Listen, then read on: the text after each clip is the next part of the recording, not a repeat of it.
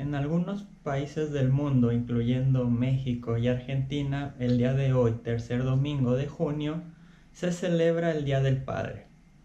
Festividad que realmente antes solía pasar desapercibida o suele incluso todavía no dársele la importancia que se le da, por ejemplo, al Día de las Madres. Por mencionar algo, a mí nunca de niño me obligaron a bailar en un festival de Día de los Padres, lo cual ya fue un regalo para mi papá de por sí. Pero en la iglesia evangélica, en nuestras iglesias, pasa lo contrario. No es que se celebre más el Día del Padre que el Día de la Madre, pero sí que se menciona más la paternidad que la maternidad. Es decir, todo momento cuando vamos a la iglesia escuchamos mencionarse más veces padre que madre, obviamente relacionado a Dios. Prácticamente no hay un domingo en que no escuchemos a alguien referirse a Dios como padre, papá, abba. Y lo vemos en las oraciones, en el Padre Nuestro, en las predicaciones. Si hacemos un conteo, probablemente en una hora de culto, por lo menos 4 o 5 veces por lo menos hemos escuchado que a Dios se le llama Padre. Y está bien, la Biblia nos enseña a hacerlo. Pero al referirse a Dios, solamente nos referimos por medio de metáforas, por medio del lenguaje humano, lo cual no es poco, pero es importante saberlo porque esto también define nuestra relación con Él. Y estas metáforas, además de estar basadas en la Biblia, están basadas en nuestra experiencia previa, social y personal. Les doy rápidamente un ejemplo. Imagínense que yo entro a un trabajo nuevo, a una empresa, a un estudio, a una oficina, y me presentan a mis colegas de trabajo. Cuando me los presentan, yo los empiezo a nombrar como compañeros, colegas, y así pasan unas semanas. 2, 3 semanas después me dicen, che, vamos a tomarnos algo después del trabajo, ¿quieres venir? Y vamos, pasamos un buen tiempo, capaz otro día me vuelven a invitar, y entonces se me acerca alguien y se dirige a mí de forma de amigo. Y en mi mente ese que era mi compañero, mi colega solamente, ahora pasan a ser mis amigos. Yo los nombro como amigos. Mi relación con la empresa y con ellos, a pesar de que sigue exactamente igual, en el tema de derechos y obligaciones ha cambiado. La empresa ya no es un lugar solamente para ir a ganarme la vida, sino que es un lugar donde tengo también el beneficio de contar con mis amigos. Además, con ellos ya me dirijo diferente, les cuento más cosas personales, etc. Ahora veámoslo de otro lado. Antes de entrar a esta empresa yo trabajaba en otra empresa. Todo esto es un ejemplo. Y en esa empresa yo tenía una persona a la que yo llamaba amigo. Y él me llamaba mi amigo. Resulta que ese amigo decidió traicionarme para quedarse con mi puesto. Y así fue hacia el jefe y con un plan hizo que a mí me corrieran para él ganarse lo que yo tenía. Ahora bien, con esta experiencia previa, cuando en esta nueva empresa alguien se me acerca y empieza a mostrar mi amistad, a lo mejor yo ya no estoy tan abierto a ser amigo de estas personas, pensando en que pueden hacerse mis amigos intentando tener un beneficio propio que me vaya a afectar a mí. Entonces mi experiencia previa afecta a mis relaciones presentes. ¿Por qué digo esto? Bueno, pensemos en la imagen del Padre. Muchos de nosotros, y me incluyo, gracias a Dios tuvimos padres que si bien no fueron perfectos, fueron ejemplares. Padres que donde nos sentíamos confiados, seguros, o me siento, que sabemos relacionarnos, etc. Entonces cuando yo entro a la iglesia y escucho Dios es como un padre pero mejor, mi corazón se abre fácilmente a esa relación. Me gustaría relacionarme con un Dios que fuera parecido a mi Padre, pero mucho mejor. Es muy fácil para nosotros entonces relacionarnos con Él. Y cuando escucho que muchos llaman a Dios papá, Padre, oh, qué bueno, qué lindo. Ahora bien, sin embargo, lamentablemente esto no es una experiencia general. Es más, me atrevo a decir que no es una experiencia mayoritaria. Muchos y muchas de los que están escuchando o viendo este video no han tenido padres ejemplares. Y más allá, han tenido padres, algunos ni siquiera lo conocieron porque los han abandonado, otros han tenido padres que los han violentado, que los han maltratado tanto física como mental, psicológicamente. Y entonces aquí vemos el problema de la metáfora. Imagínate, si mi padre fue violento contra mí, ¿por qué voy a querer relacionarme con un papá que es mucho más fuerte que él? ¿Qué me asegura que cuando yo conozco otro padre no va a ser como mi padre que tuve en este mundo? ¿Con quién me asegura que este padre no va a ser como el padre que golpeaba a mi madre? Como el padre que me golpeó a mí. O como el padre que simplemente me ignoró en todo momento y que no se preocupó por mí, que no se enorgulleció de mis logros, ni me ayudó nunca en la vida. Y entonces uno llega a la iglesia y le empiezan a decir, Dios es un padre, Dios es un padre, Dios es un padre, Dios es como el padre, Dios es como un padre. Y en vez de abrir mi corazón, el corazón que está acostumbrado a que el padre es un maltratador, a que el padre es un controlador, a que el padre es violento, tiende a cerrarse y decir, no quiero este tipo de relación, no me interesa un Dios que es un padre. Aquí el problema de llamar a Dios siempre padre. Ahora bien, ¿dónde está la solución? Cuando la Biblia llama a Dios de padre, y a mí siempre me lo han enseñado, y cuando me predicaban o me enseñaban de niño, Dios es como un padre porque los padres son así. Y esto está mal. Dios es el Padre. Él es el modelo. No debemos tomar los padres que hemos tenido para decir, así es Dios. Sino debemos tomar a Dios, así deben ser los padres.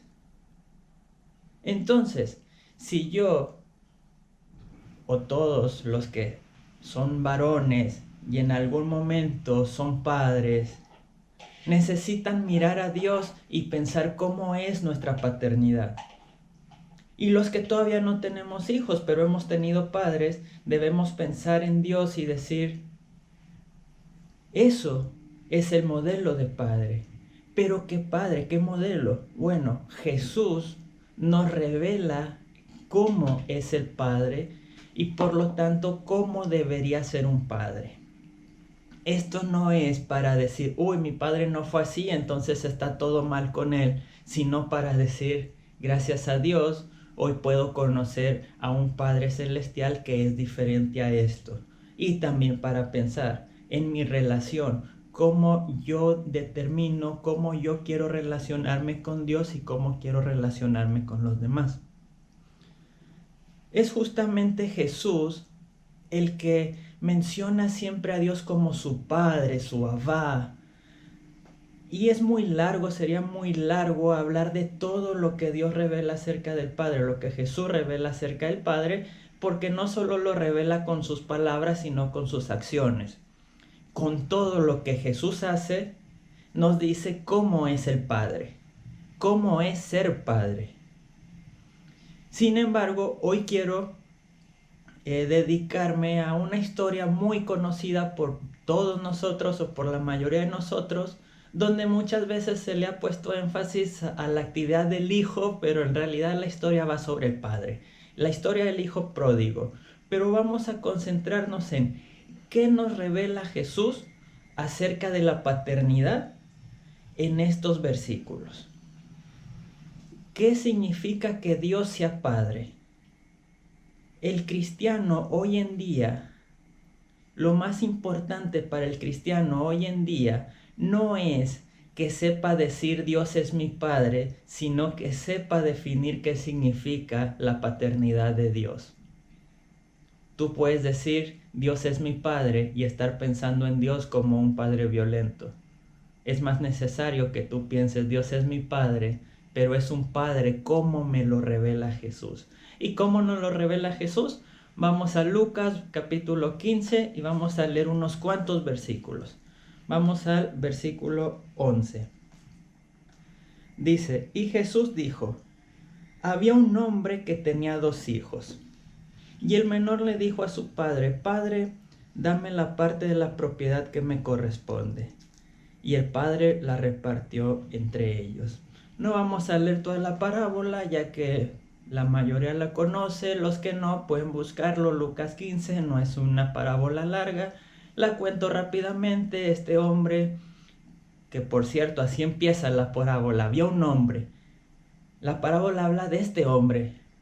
Si bien narra cómo el hijo le pide el dinero, se va, lo gasta y vuelve, la parábola nos quiere revelar a este Padre que representa al Padre de los cielos.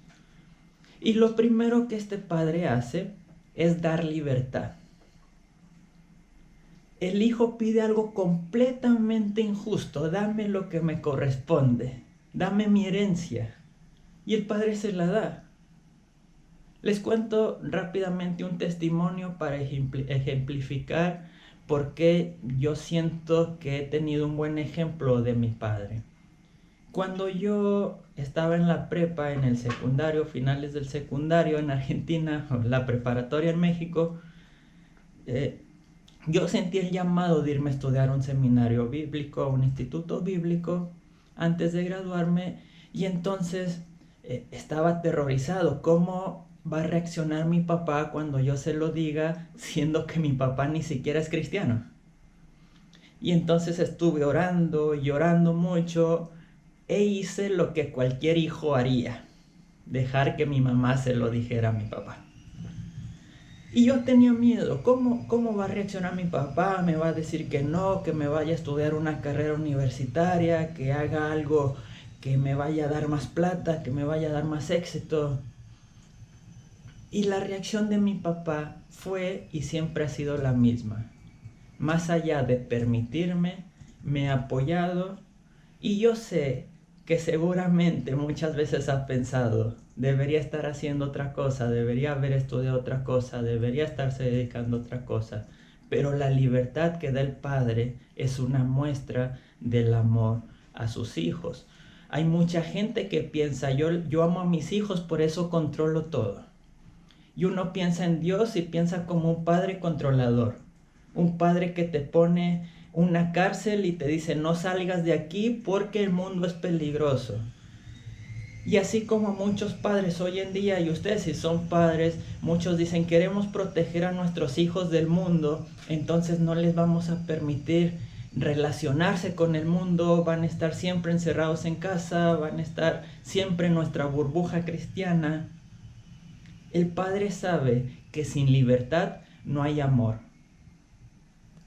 Y el Padre nos da esa libertad a pesar de que sabe que esa libertad la podemos usar para nosotros alejarnos de Él.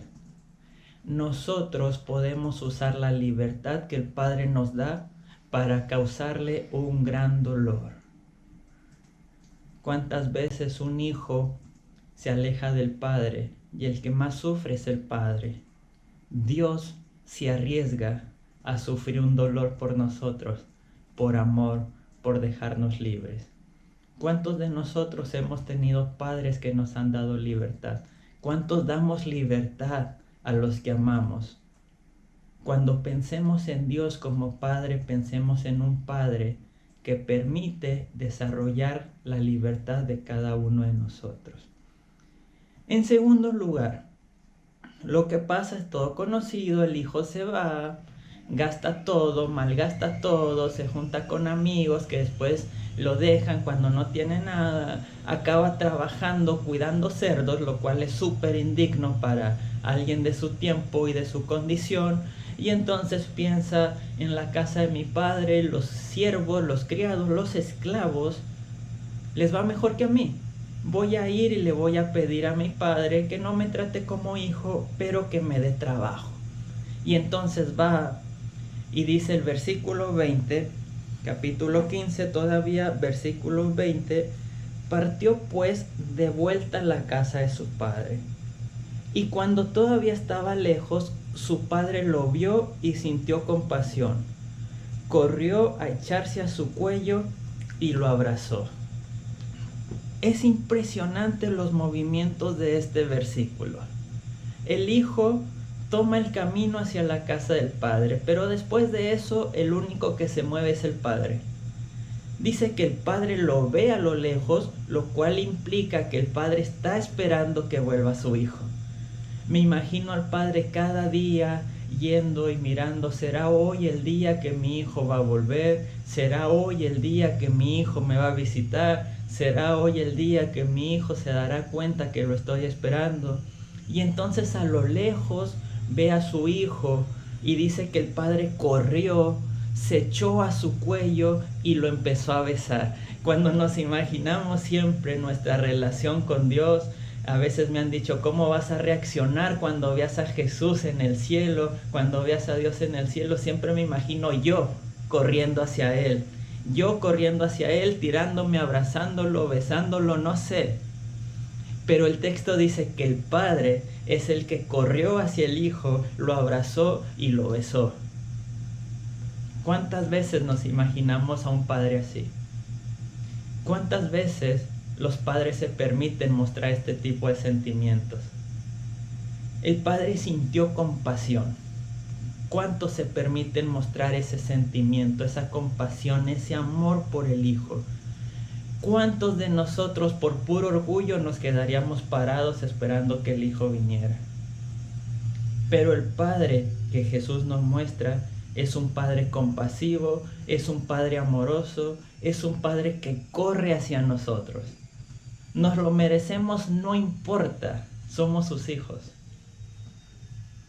Al ver a Dios como un padre, debemos olvidarnos de ese padre serio de las películas, ese padre que no lloraba, ese padre que no reía, ese padre que no jugaba con sus hijos, ese padre que no se dignaba a correr, que no se dignaba a patear una pelota a sus hijos.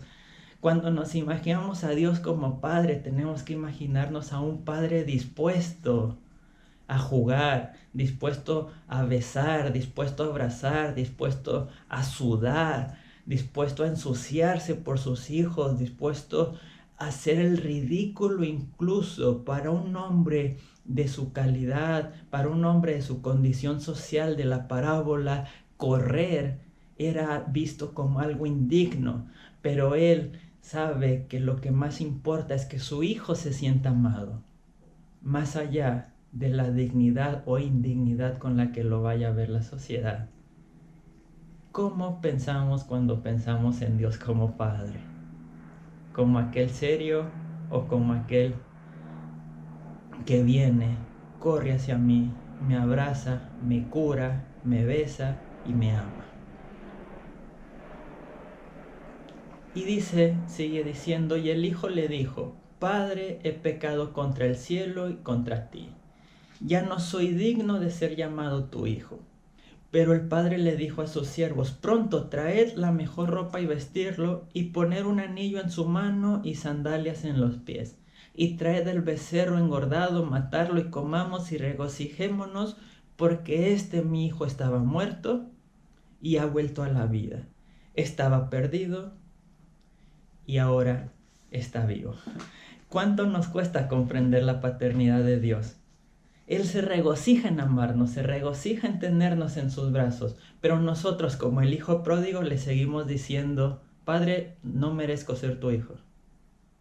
Padre, he pecado contra el cielo, he pecado contra ti. Y seguimos esperando el castigo. Y el padre dice: ven, que yo quiero abrazarte, que quiero jugar, que quiero hacer una fiesta contigo. Pero nosotros seguimos golpeándonos la espalda con nuestros pecados, con nuestro pasado, y seguimos, no, no lo merezco, no lo merezco, no lo merezco. Y entonces convertimos nuestra relación con el Padre en una religión de la culpa donde no podemos ser felices porque no nos sentimos dignos de ser hijos. Pero el Padre dice, no importa lo que hayas hecho, tú sigues siendo mi hijo y tú estabas muerto, ahora que volviste, has vuelto a la vida. Yo quiero celebrar contigo, yo no estoy rencoroso, yo te perdono absolutamente todo y no lo vuelvo a traer a la memoria. Pero como siempre, hay que mencionar al otro hijo que aparece en la historia. El que se quedó en la casa del Padre, pero no estaba con el Padre. Y es importante mencionarlo porque si bien este hijo es como muchos de nosotros que nunca salimos de la iglesia, que no podemos decir, tuve un tiempo en que me alejé de Dios porque realmente pensamos que siempre estuvimos sirviéndolo. La pregunta es, ¿estuvimos sirviéndolo solamente o estuvimos relacionándonos con Él como nuestro Padre? Versículo 28 dice, el hijo mayor se enojó y no quiso entrar. Claro, había una fiesta por el otro hijo. Dice, entonces el padre salió a rogarle, pero él contestó a su padre, hace tantos años que te sirvo sin haber desobedecido jamás ni una sola de tus órdenes, y a mí nunca me has dado un cabrito para hacer una fiesta con mis amigos. Pero llega este hijo tuyo, después de haber gastado tu dinero con prostitutas, y para él haces matar el ternero gordo. El padre le dijo, hijo, tú estás siempre conmigo y todo lo mío es tuyo. Pero había que hacer fiesta y alegrarse, puesto que tu hermano estaba muerto y ha vuelto a la vida. Estaba perdido y ha sido encontrado. Este Padre que nos revela Jesús, este Padre con el que Jesús quiere que nos relacionemos, no es un Padre de leyes. No es un Padre que te ama por lo que hagas, por cuánto sirves en la iglesia, por cuánto tiempo estás en la iglesia, por cuántas horas pasas dentro de un templo. Es un Padre que se regocija en el tiempo que tú disfrutas con Él, en la relación, en el pasar tiempo de calidad, en el hablarse, en el sentirse amado. Tú puedes pasar toda la vida en la iglesia, puedes barrer todos los días la iglesia, puedes trapear, puedes ofrendar, puedes dar el 90% de tus entradas a los pobres o a la iglesia, y aún así puedes no tener una relación con el Padre. Muchos luchamos toda la vida para que nuestro Padre se sienta orgulloso de nosotros. Pero nuestro Padre que nos revela Jesús nos dice, yo ya soy feliz contigo. Estoy feliz en que tú tengas una relación conmigo. No necesitas hacer nada más. Solo ámame, porque yo te amo. Así que, para todos aquellos que son padres, feliz día. Pero repensemos. ¿Qué significa ser padre? ¿Cómo queremos que nuestros hijos se relacionen con nosotros? Y los que todavía no somos padres, no tomemos esto como mi padre no fue así, entonces soy víctima. Sino tomemos esto como una oportunidad de saber que hay un Padre que sí es así, un Padre que nos ama más allá de lo que nosotros podemos imaginar. Y ese Padre está en el cielo y ese Padre nos lo revela Jesucristo. Así que busquemos a ese Padre porque Él ya está corriendo hacia nosotros con los brazos abiertos para abrazarnos, besarnos, limpiarnos y hacer una gran fiesta. Muchas gracias por haber escuchado este video. Les deseo una gran bendición a cada uno de ustedes y nos estamos viendo pronto. Bendiciones.